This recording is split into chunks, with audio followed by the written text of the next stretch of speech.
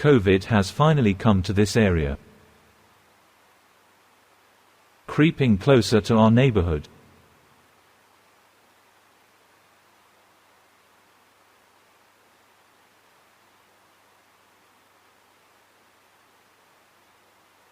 Everyone has to keep safe. Other countries may have a high percentage of vaccination, but their contact rates are also very high. We can still catch it despite being vaccinated. So don't be ignorant. Try to stay alive through it. Normally, pandemics at this scale lasts roughly 2 to 3 years. In 1919, about a century ago,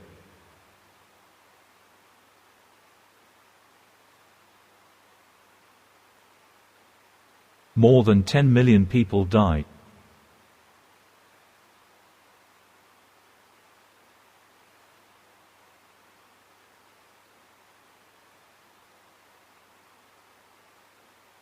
Life is extremely hard these days. Making a living is almost impossible. And there's also a shortage of food and supplies. We can still use our old clothes, but we need sustenance every day. Housing is also an issue. People cannot pay their rent.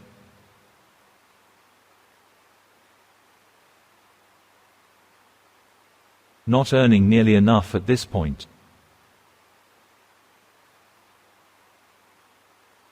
At least we still have the 30 baht welfare benefit for the medical treatment.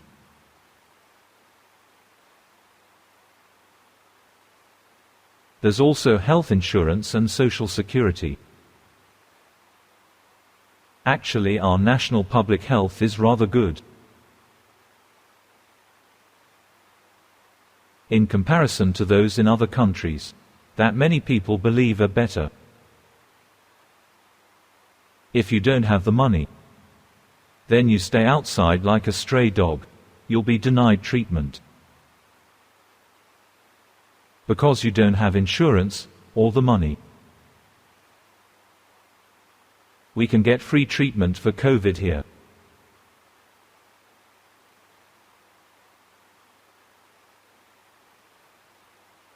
While many countries don't have this benefit, especially those top-tiered countries, it's not their direction. Their people have to be able to take care of themselves. Every man for himself. With the available options we have, we just have to do whatever possible to earn enough to buy food.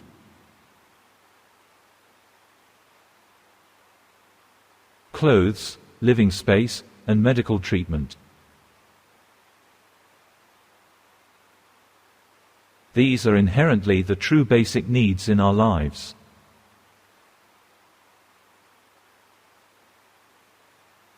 The Buddha created the society of monks as an example. Food is available only from offering, for instance. We don't actually eat much in a day. We have this habit of ordering a table full, while each person can actually eat about 10 to 20 bites. Or 30 at the most, and that's close to exploding. Monks get food from collecting alms, which is enough as sustenance.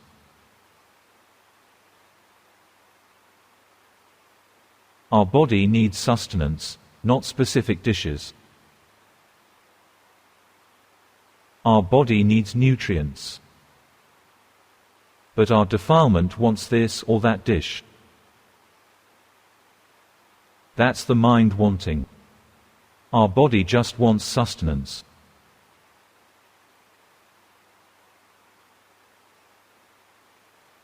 Monks also own only a few pieces of clothes. The inner garment, the yellow robe, and the outer robe.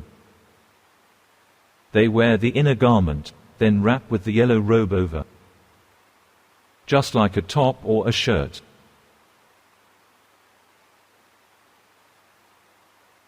The outer robe is also a blanket when it's cold. And that is all for a monk. It's sufficient enough to survive.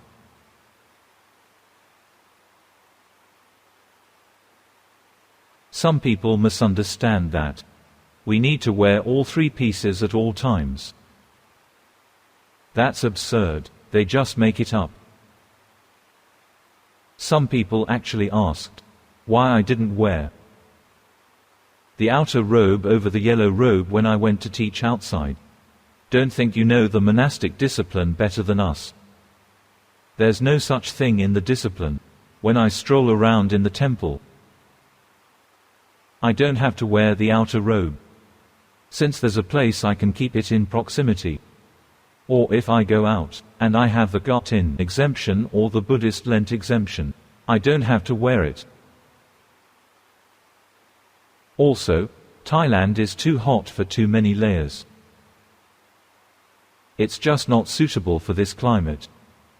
It's borderline clinging to rites and rituals. The outer robe is appropriate when it's cold. We also use it as a pillow when it's not. The 4 basic minimum needs for monks are the utmost basic.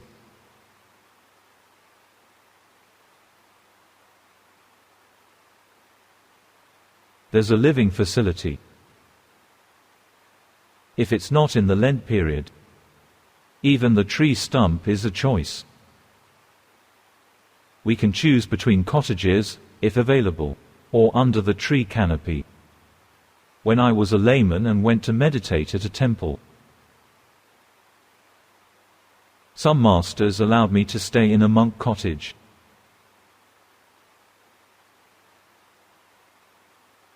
But I sometimes asked for permission to stay in the forest instead. Sometimes staying outdoors in open space among the trees could help with meditation. We have to be on alert all the time and can't be too relaxed or lazy. If we are in a tent under a tree, our mind will be vigilant, cautious for any animal invasion. Or if a ghost might decide to manifest, our mind must be on high alert. The ghosts at some places were terrifying. Look at you, all wide and bright eyes hearing ghost stories. Anyhow, as far as living space for monks, a cottage, a chapel, or even under a tree are acceptable. As for medicines, per the Buddha's permission, there are such as honey, sugarcane juice, or cheese used as the old household remedy.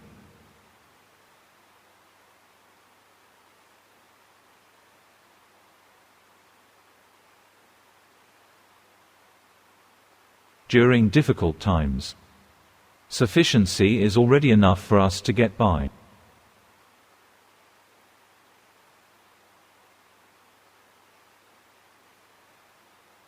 Hardship comes normally once in a while in our lives.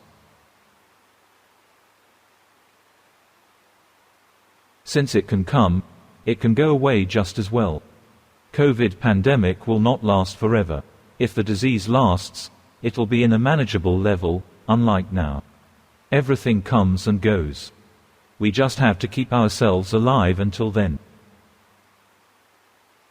While the body requires 4 basic needs, there are also 4 essentials for the mind. One nourishment for the mind is the merits. A meritorious mind is a happy mind, as merits bring joy to the mind.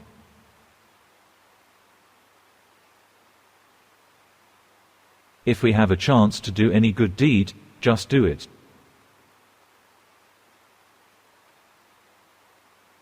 Those good deeds and merits rejuvenate the mind. keeping it from drying and shriveling up. With them, the mind feels alive and fresh. The mind is happy.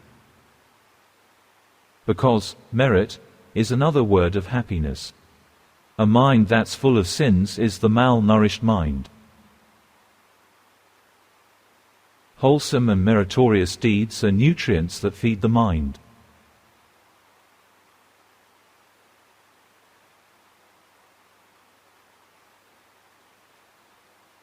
Luang Pu Dun taught us to do the merit. If the occasion arises. If the occasion has already passed, then stay calm. Do not get restless, don't be overeager doing it. It won't be wholesome, if done with such a restlessness, driven by craving and delusion. Greediness for returns, results, also robs the mind from wholesomeness and joyfulness. To make an offering praying for a lottery win, for example.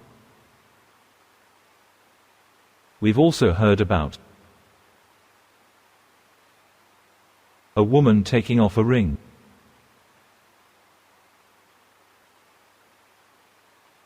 Using it as an offering to pray for a good husband.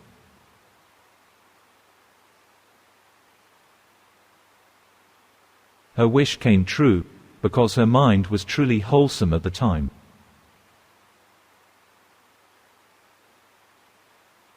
This is definitely not the case for just about everyone.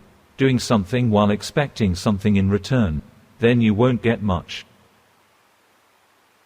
The mind that is meritorious is a happy mind in itself. This is how to nourish the mind. Monks can also make merits within their resources, such as donating the leftover to other people or animals. If people donate money, and they don't have any use at that point, they can donate to help society. I, as well as our monks, also do that. We regularly donate to various foundations and hospitals, including the items that we receive but overstock. Last week, myself, Fra Ajahn R, and Kun Mei Chi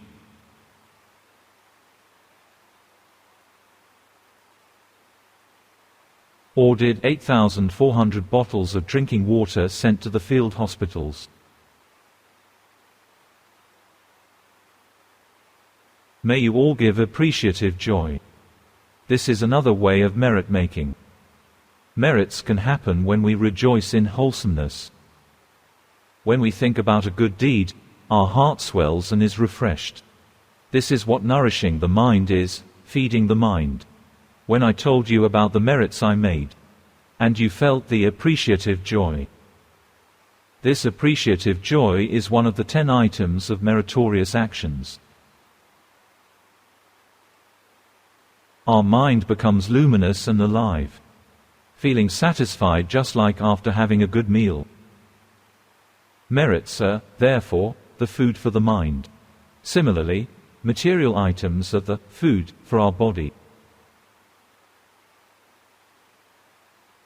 Our body needs, for instance, food, shelter, and clothes. Much like the clothes for the body, there's the so-called cloth for the mind, which is morality, zilats. We wear clothes to avoid immodesty. Clothes reserve us from indecency and embarrassment. Well, unless it's someone without reservation. Anyhow, the clothes for our mind are moralities. Keeping moralities well is like dressing in an appropriate attire, which gives us confidence in any public function. People without moralities is categorized as shameless. Monks who lack moralities is called sham monks, or shameless monks. Moralities reserves us from shamefulness. hence clothes for the mind comparison. We need to have moralities. Or else we're just like the hungry ghost walking around naked. So embarrassing to the higher beings. A person without moralities is like someone walking naked in the middle of the market.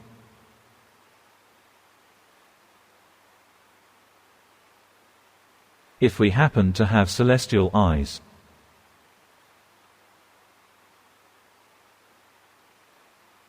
we'll see that ghosts or hungry ghosts don't really wear much. Some don't have anything at all or just a couple of rags. Have self-restraint and moralities. So we have decent clothes for our mind. With it, we won't feel ashamed or embarrassed when meeting the teachers. Monks without moralities are bad monks, and are called shame monks or arlaji in Bali. Arlaji means shameless or unafraid of sin. Those who break precepts are called arlaji. As the body's basic needs are, such as food, clothes, shelter, and healthcare. The mind requires food, which is merits, clothes, which is zilats, and shelter, which is samadhi. The mind needs a shelter just like we do.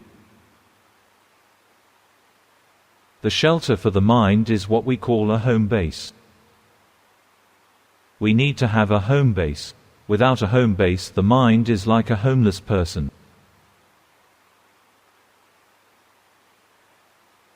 A homeless person isn't happy, right? We all need to have a place to live, to eat and to sleep. Animals also need the nests to care for their younglings. Those living in a tree have the leaves and branches as covers from the rain. Small creatures on the ground can hide under the fallen leaves. Snakes can stay in the hedges or bamboo groves. Animals want shelters just like we do. So does the mind. We can't buy or rent a home for the mind, but build one ourselves. We can choose the type of home we want to live in. How about the breath? If we use breath as our home base, when the mind stays with the breath, it can rest and feel safe and comfortable. Just like when we're in our own home. When the mind has a home base, it feels safe and confident.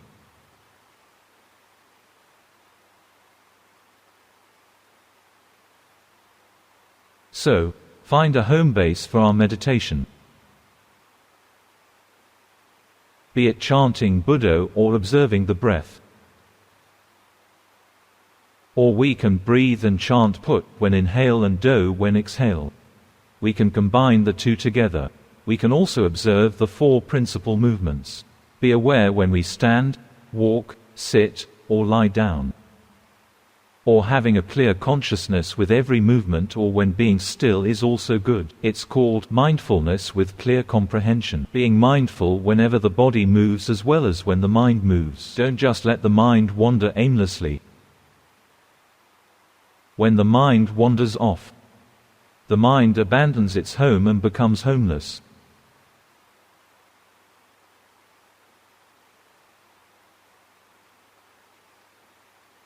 In short, to be able to meditate contently, we need those things. Make merits so the mind feels joyful and fulfilled, like receiving food and nutrients.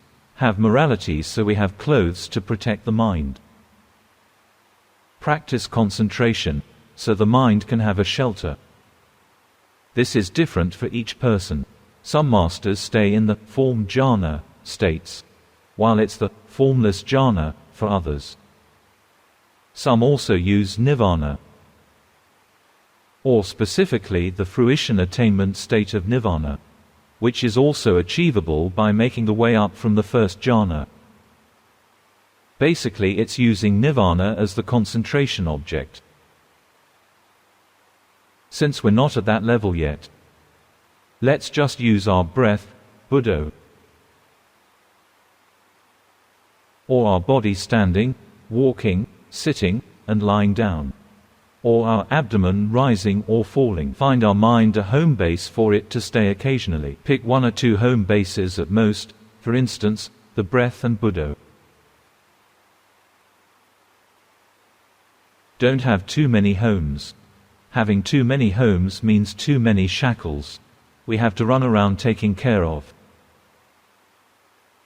This one house on this day and to another one on the next. In each house, we also need to dust and clean. So exhausted, but with only a few moments to rest when the next day already arrives and we need to move to another house to dust and clean until we're drained again. Too many homes doesn't mean more happiness, but rather more burdens. Similarly, though 1 or 2 home bases is acceptable, 1 home base is better.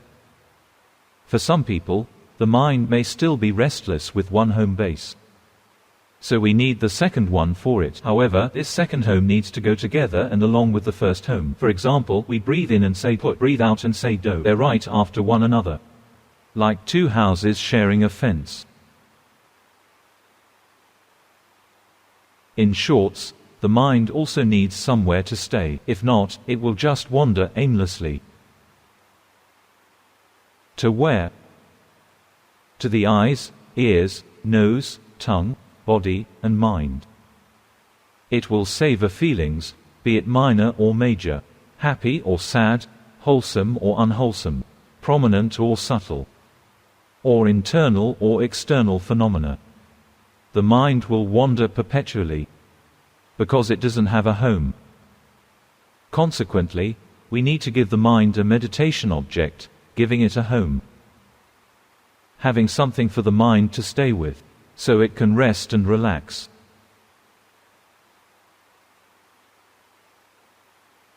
Another thing the mind needs is healthcare. The disease in the mind are defilements. Some physical illnesses are caused by the cell's abnormalities, like cancer for instance, not because of a virus or the like. Some illnesses, like COVID, are caused by viruses. We need medicines as treatment or protection for them. The disease that harms, entangles, and corrupts our mind, making it foul and evil, worthy of hell,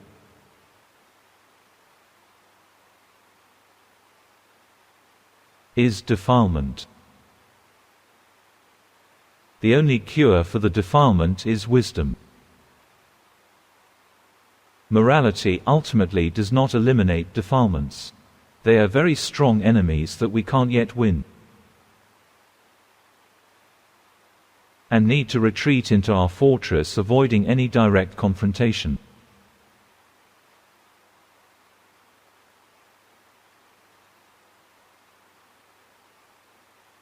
Samadhi, concentration, is another tool to fight defilements. With sufficient concentration, the mind is strong, even stronger than keeping moralities alone. With this, we can now engage in rounds, winnings and losings with the defilements when we have sufficient concentration. Defilements retreat. When the concentration is low, defilements reappear. Hence not the elimination of defilements just yet. The only cure for defilement is always wisdom. Wisdom is understanding of the truth, therefore, can completely uproot the defilements. Defilements do have various layers and facets. However, wisdom also have different levels, ranging from fundamental, to moderate, to perfect and comprehensive. per the Buddha's teaching. A stream enterer has a perfect morality, little concentration and little wisdom.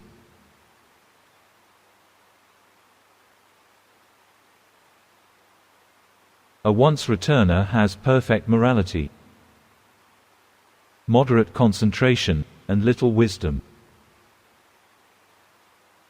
A non-returner has perfect morality, full concentration, and moderate wisdom.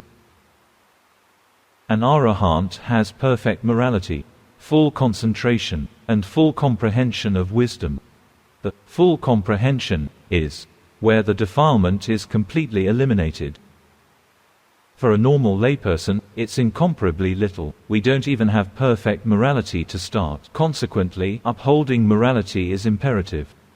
Make it our conscious effort that if an opportunity comes, we'll do that good deed and ensure our morality. We'll also practice concentration meditation as our tool to fight defilements to a certain level. With concentration, we can fight moderately harmful defilements,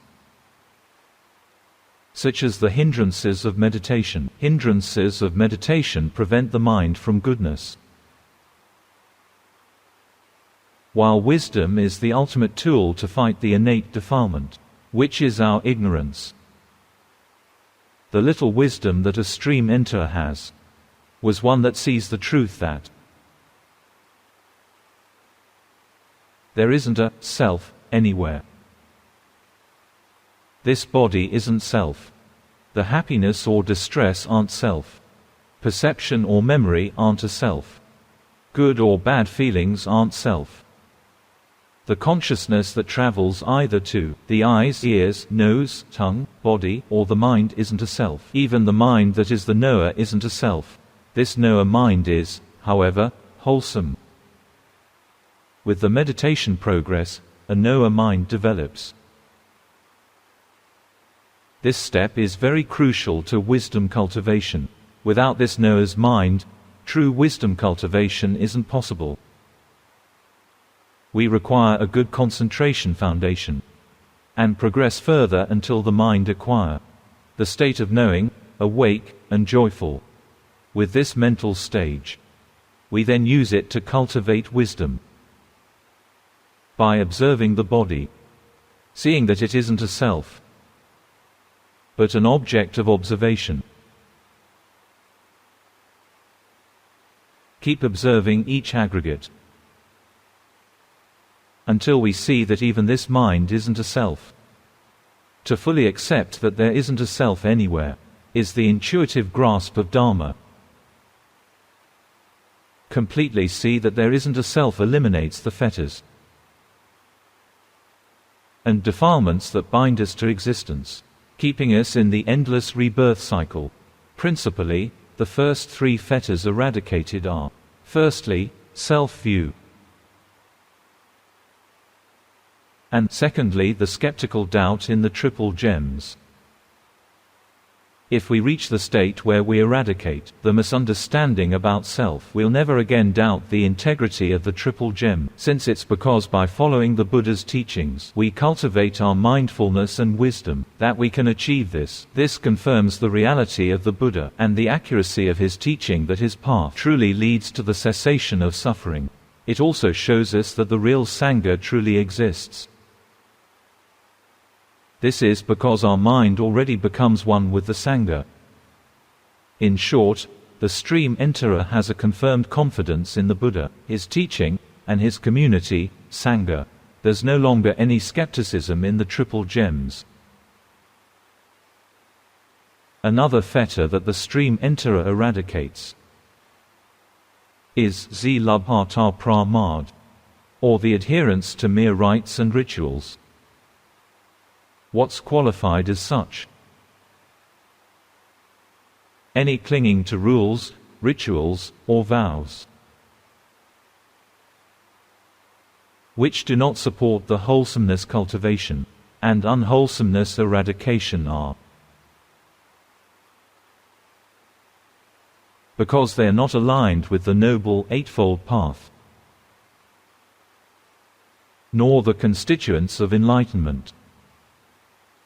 All of such are zilabha-pramad, and are ignorant. For example, should we say a prayer before meditating? It's a good thing, if we know that praying is paying respect to the master.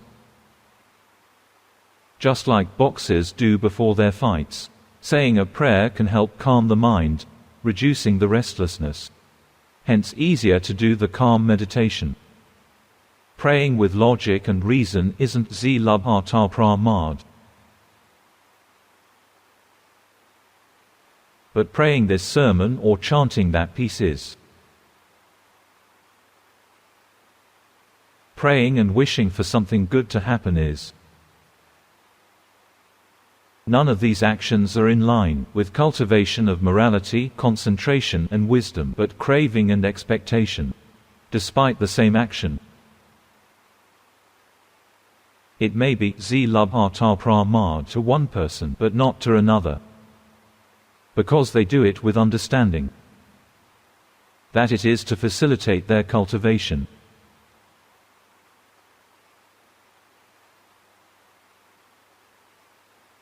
An example is with the types of food. Or eating only one meal a day is the best. Deeming people who eat 2 meals as inferior, while holding such pride in their one-meal regime. This is far from walking on the path to enlightenment, but rather accumulation of defilements. That's unacceptable. Another person may eat 1 meal as well, or 2 even. But they know the true benefits of those foods as sustenance, to sustain health and provide life energy, to use as resources in their meditation. However, if the person isn't eating, and thinks that it is a way to cultivate the noble path, or not sleeping, believing that these behaviors are good and correct ways in attaining enlightenment, then this is still ignorance. Unless that person finds that, on the day they fast or refrain from sleeping, their mindfulness is clear and strong, so they do it in order to progress in their meditation,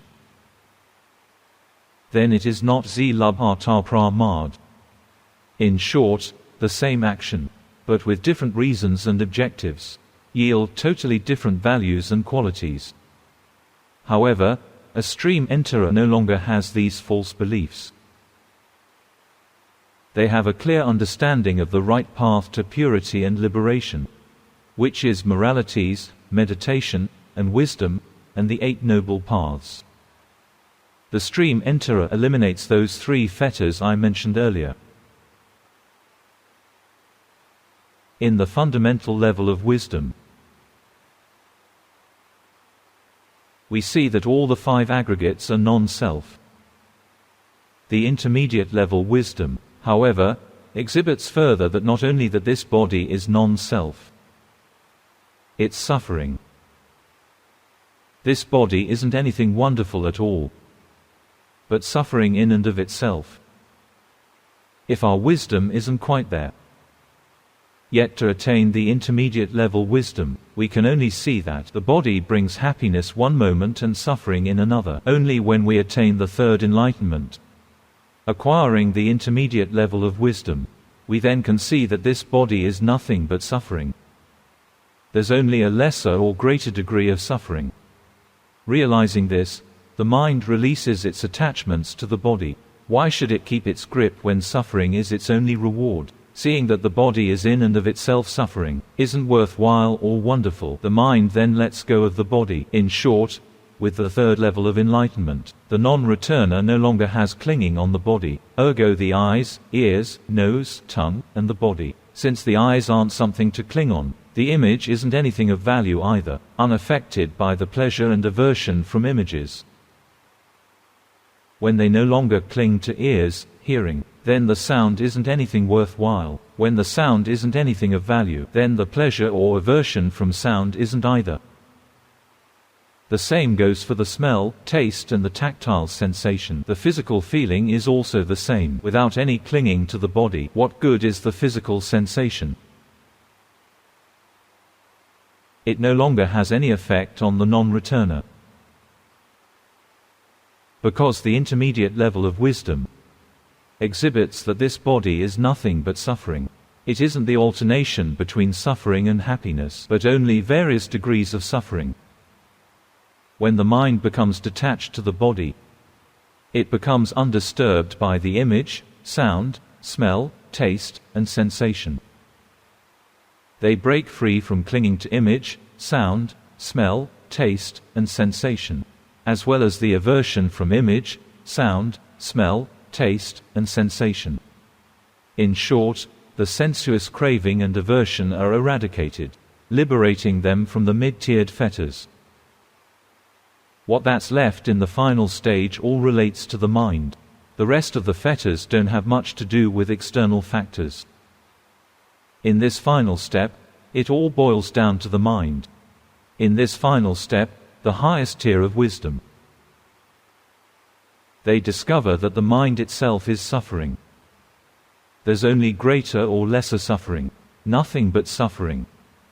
In the intermediate level, they realize that the body is nothing but suffering, only lesser or greater suffering. In this ultimate level, the wisdom is that the mind is suffering, and there's only greater or lesser suffering.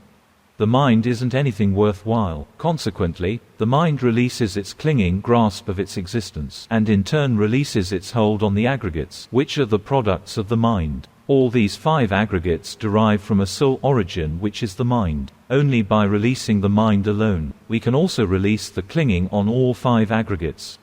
We use these 5 aggregates to perceive and experience the world. When we let go of our clinging to these aggregates, we also release our clinging to the world. Letting go of our clinging to the mind, we then eradicate our clinging to the 5 aggregates, and thus the world as a whole. This is the ultimate wisdom. High-level knowledge can eradicate the defilements which are our enemies, the disease in our heart. The more we meditate, the higher wisdom we gain. Again, the fundamental level of wisdom is that of the stream enterer. The intermediate level is that of the non-returner. Actually, the fundamental level is that of the stream enterer and the once returner. The intermediate level is that of the non-returner, and the high wisdom is that of the arahant. All these levels evolve around battling against defilements. To win over the defilements means we successfully rid our mind of diseases. Without any diseases, we can live peacefully. No more fighting with the defilements. No more fighting with the world. The only reason people madly fight and argue is because of defilements. People want status, wealth and power, while disregarding other people. Some even purposely lead their people to their death, to blaze a trail to their own power. It's all defilements. It's a pity. Those people are pitiful. If only they had clairvoyance or clairaudience, they'd be fearful of doing bad conduct. One thing I admire about Luang Por Ru Zi Ling Dum is his teaching about heaven and hell. When people see the existence of heaven and hell, they fearfully refrain from doing bad conduct and aspire to do good deeds. It's an effective incentive to stop doing bad and thrive in doing good. If we see that there's such things as spirits, hungry ghosts, asura, hell fiends, and also angel, Brahma, etc., we'll see the differences categorized by the refinement of their mind. If the mind is full of defilement, then it'll take root and originate the 5 aggregates in the nether realm. If the mind has little defilement, it'll take existence in a good realm, such as that of human, angel, or Brahma. Fortunately, we meditate. We get to see and realize that our worst enemy are defilements. Some people seek momentary happiness. They are foolish. An example of which is the fish thieves here from the temple's ponds. They only stay away when monks stop them, only to come back when the monks aren't there. They come every single day. It's not that we're stingy, but because we try to save them from the repercussions. They'll only end up being hungry ghosts and beg for offerings near the temple.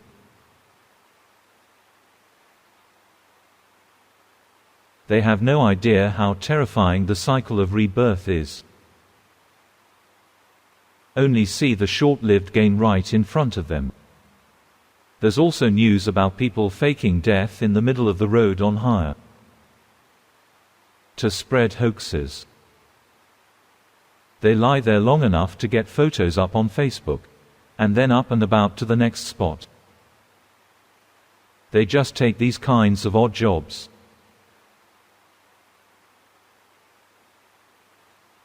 Just for whatever bits for a quick fix, not realizing that life doesn't just end when death comes. If everything truly ends in this lifetime, people will just want to do whatever they think for immediate happiness. Believe that wealth is the source of happiness. Think that fame brings happiness. Well, that's the happiness for the ignorant. The rich are worried about where to securely save their wealth. Is the bank good enough? Will it collapse? Is it better to invest? Will the stock plummet? So worrisome. The richer, the more worried. Some have lots under their care. Some people have lots of cats. That only means more responsibilities, busy trying to feed them all. I'm not criticizing. Kindness towards animals is a virtue and appreciated, admired. But for some people, their lives are governed by their possessions. Owning many cars may give an image of wealth, but that also means more responsibilities. Simply put, they just give values to trifling matters. In fact, similar to the 4 basic minimum needs for the body, the mind also needs 4 basic essentials, of which I mean offering merits when possible, keeping moralities, practicing meditation, and cultivating wisdom. These conducts grant strength and cleanse our heart, similar to the 4 basic minimum needs do to the body. Gradually improve ourselves by keeping moralities, cultivate mindfulness and wisdom, and they will enrich our lives. When we die, the body simply ceases, but the mind continues on. Therefore, it's essential to cultivate our mind the best we can. If we must, then choose to protect our mind before our body. If the mind is safe and free from defilements, we'll be granted with invaluable happiness. To survive one day at a time in this world means awaiting new sufferings to come. But the mind that already survives, it is filled with happiness, full and content. There's no longer any hunger. The hunger of the mind is craving. Because the mind isn't stupid anymore, the mind no longer has craving. It craves because of its own ignorance. That's good for today. Now is time for homework. Number 1. I pray and practice samadhi during my formal practice at least 30 minutes every day. I use Budo while observing the movements of my chest and physical feelings. If my mind is too busy, I see that the mind goes off to think instead. During the day I see the body moving. Or sometimes I feel anger, or when I savor a taste. But sometimes I got totally lost into my work. I see that meditation is also non-self. Sometimes it's going great with automatic mindfulness, and I even see the mind generate sufferings. But sometimes the mind is so scattered, wandering off and lacking samadhi. May I have your advice, please? What you're doing is good. Keep on doing just so. But don't try to make the mind still like right now. You're modifying your mind, trying to keep it still. Modifying the mind like this obstructs wisdom. The mind needs to be in its natural state. Allow it to rise and fall, to change. The body moves and changes, so does the mind. We just need to have awareness along with it. Don't try to keep this awareness though. Just let it be. If you try too hard, you'll feel constricted. You're diligent, good. Your life will improve and become happier as a result. Your aggregates are also separated. Now observe the three characteristics of each one. See that it's not a self, not an us, nor ours. Keep observing like this for a while, and the scattered mind will become tamer. Once it calms down enough, take it to observe the aggregates. Don't stay in the calmness for too long or for days. It's simply a waste of time, just until calm enough to stay stable, no longer immersed in the objects. If our concentration isn't sufficient, the mind will jumble up with the object. With sufficient concentration, the mind can stay as a stable and impartial observer. Don't purposely hold the observer, however, that's incorrect.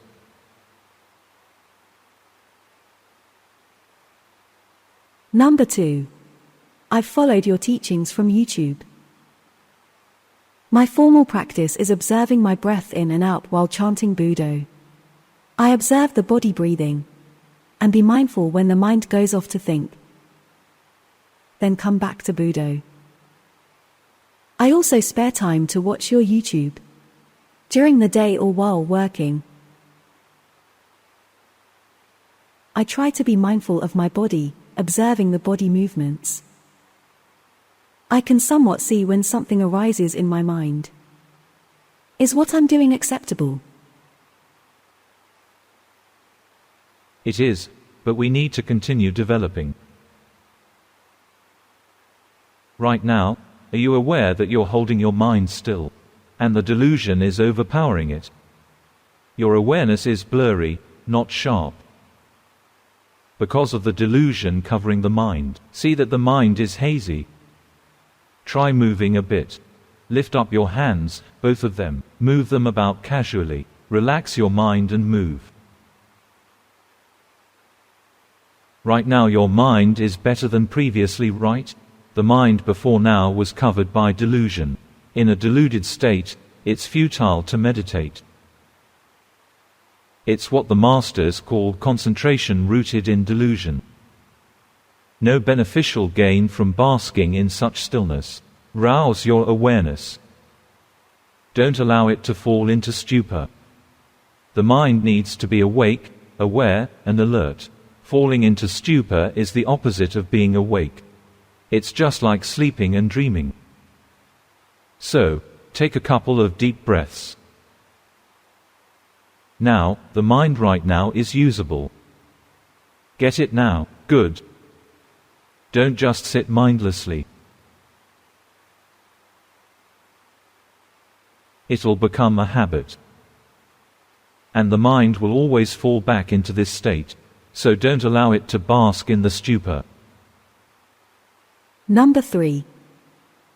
Last time you told me to observe whatever the mind makes contact with and to see my opinionatedness and assertiveness. Presently, I can occasionally observe the mind's mechanism to contact senses. I also keep the 5 precepts and pray in the morning and evening daily. I use breath contemplation during my formal practice, make merits as I'm comfortable with, and see that my mind is softer and more humble to Dhamma.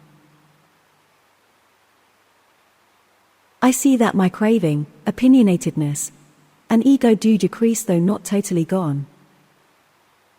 But I try to use critical reflection and patience. May I have further instruction, please? You're doing correctly and making some progress. Be cautious, however, of your eagerness to do well, to reach the goal quickly. This craving results in the mind struggling, searching methods to quickly reach enlightenment. Be aware of this craving, and see the mind restlessly struggle for the fastest way to attain liberation and progress. Be aware of this often. The mind will gradually reach equanimity, then continue on your cultivation with equanimity. Meditate as much as possible, but without expectation. Don't do it with expected results in mind. And your progress will be even faster. Anumodhana. What you're diligently doing is very satisfactory. Number 4. There are 3 defilements that are my weaknesses. Firstly, I am afraid of dying since I was a kid. So afraid that I couldn't sleep for months at one point, for fearing I wouldn't wake up. It was so bad that I considered seeing a psychologist, for always wondering what had happened after death. I regularly make merits, keep precepts the best I can, as well as meditate consistently, but I still cannot feel safe enough.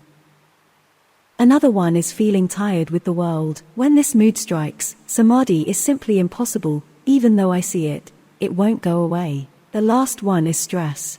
I need ways to deal with them, please. The root cause of all 3 issues is loving oneself. Because we love ourselves, we're afraid of it dying. We're afraid of losing it. All of the matters stem from this single origin. All the stress and whatnot stems from this self-love. The straightforward cure for this is to directly see at what's called our self. See whether it's truly us. Is this body in us? See carefully. The body is in the materiality category, right? We borrow some elements from both our parents. We then live on food, water, and air from the world. Their only elements circulate perpetually. Consequently, this body doesn't truly belong to us, nor is it an us. It's just something we temporarily borrow from the world. Contemplate this point as often as possible. If you can do this, then helping yourself is achievable. All of them are because of fear of dying, which is the result of loving our self. Learn to see that it isn't an us or belongs to us, but something borrowed from the world. If our love for this self decreases, our mind won't struggle, fear, or be worried.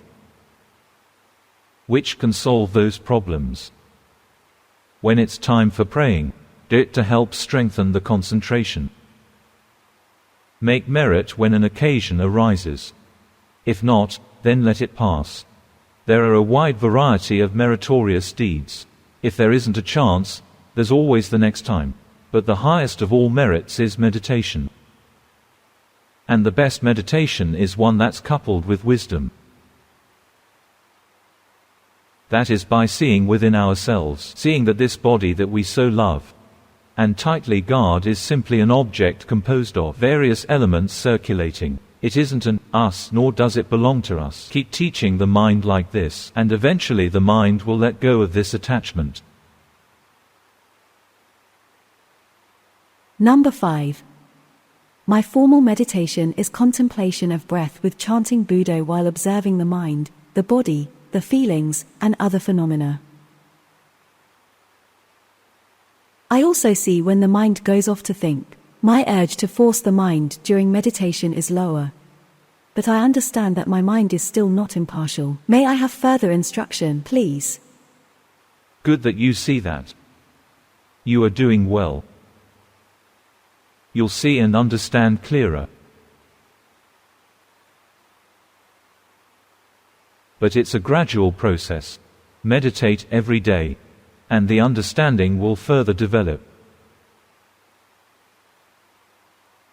Seeing and understanding correctly means wisdom, which is our weapon in our journey to winning defilements. What you're doing is good. Patiently meditate routinely. When the mind wanders off, which mostly to thinking, just know that it's and come back to your breathing, or Buddho. When it goes off again, know so, and return to your breathing or Buddho. Know though that the wandering mind and the mind that stays with the breath or Buddho are different ones. Don't try to reel the mind back to your breath. It's already gone off and that's that. Just let it go. And pay attention to the mind that just newly rises, and stay with your breath or Buddho. Soon enough you'll see the rising and falling of the mind. The mind is in one moment the knower and the wanderer the next. Observing like so to cultivate the mind. Your meditation is good. Anumodhana. Number 6. During my meditation, I often hear a voice telling me to stop, saying that I can always do it tomorrow. May I have your suggestions, please? It's the voice of Mara, demon. Mara tries to tempt us to sleep, go out, play, or anything but meditate. Don't believe it. If it tells you to stop, just say that you'll stop tomorrow, not now. Because you may not have tomorrow. And today is your last day. Because tomorrow may never come. We cannot afford to put off our meditation. If we stop now and put it aside for the next day, and if the next day never comes, then we lose out. If Mara tells you to stop and do tomorrow, just say that you don't believe it. Because if there isn't tomorrow, then you'd lose out. So don't listen to it. It's the defilements talking. It's best to think that today might be our last day. This motto effectively strengthens our resolve to meditate. If we remind ourselves that today is our last day, we won't be lazy and be more invested in our meditation. So, set your resolve. Don't fall for it. Your mind right now is good.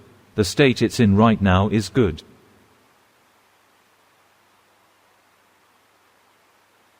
Number 7.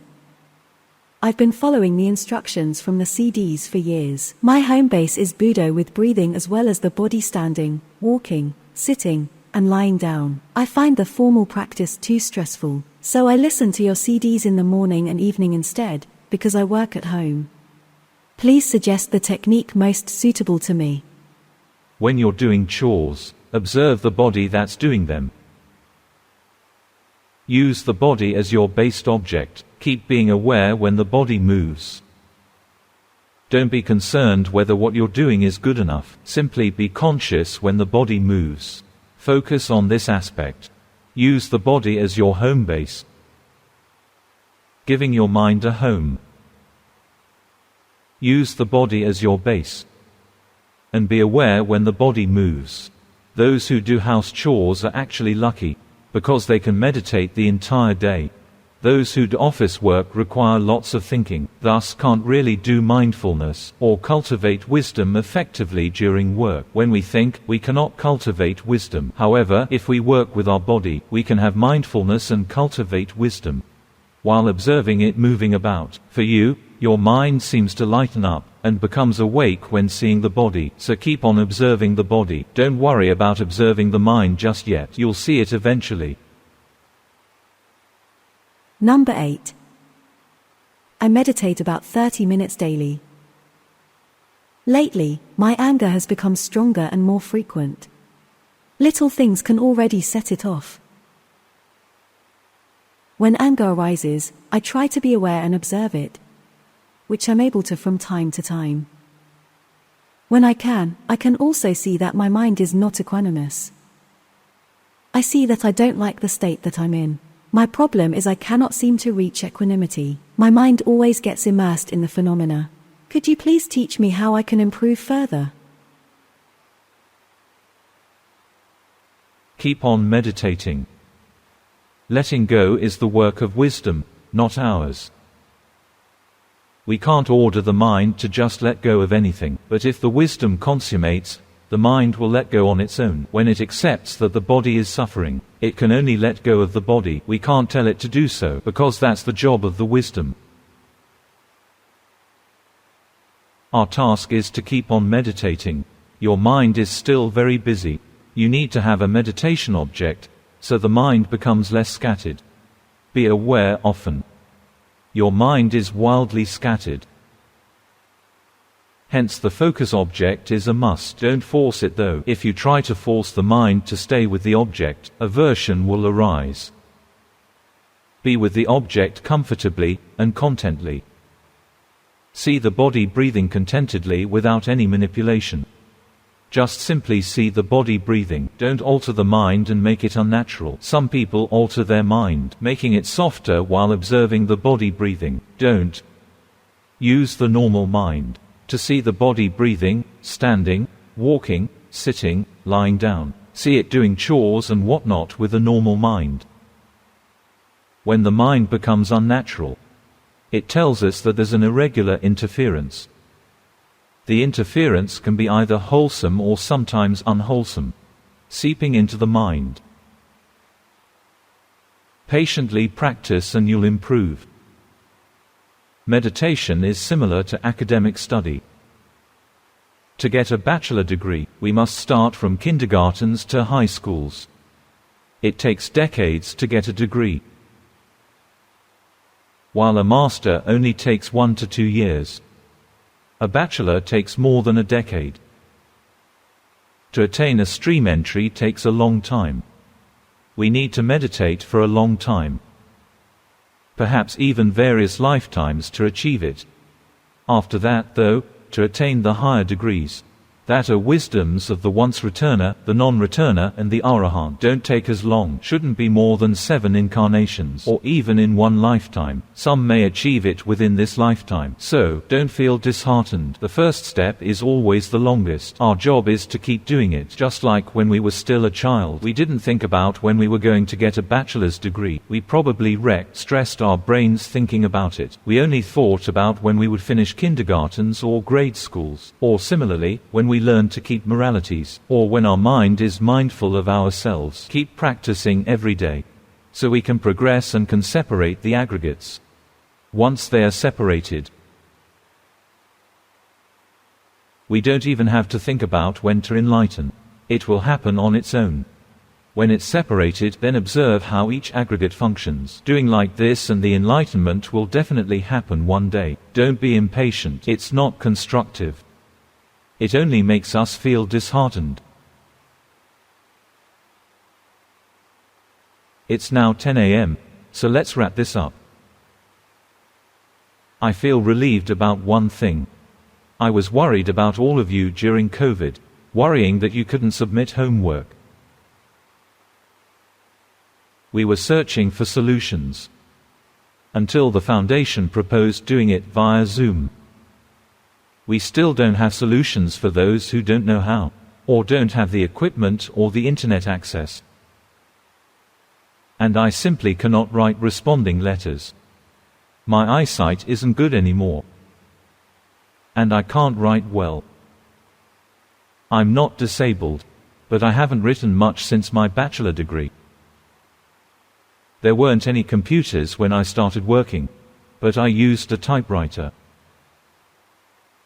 and later switched to a computer ever since. If I write back to you, you probably can't even read it. So, writing letters isn't working for me.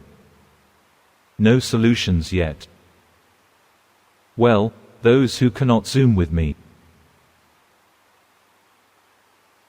you must believe in your good karma. If you have any questions, listen to my CDs. Calm your mind and think of the Buddha. Ask for his help to let you find the suitable Dharma, and open the Dharma channel for you.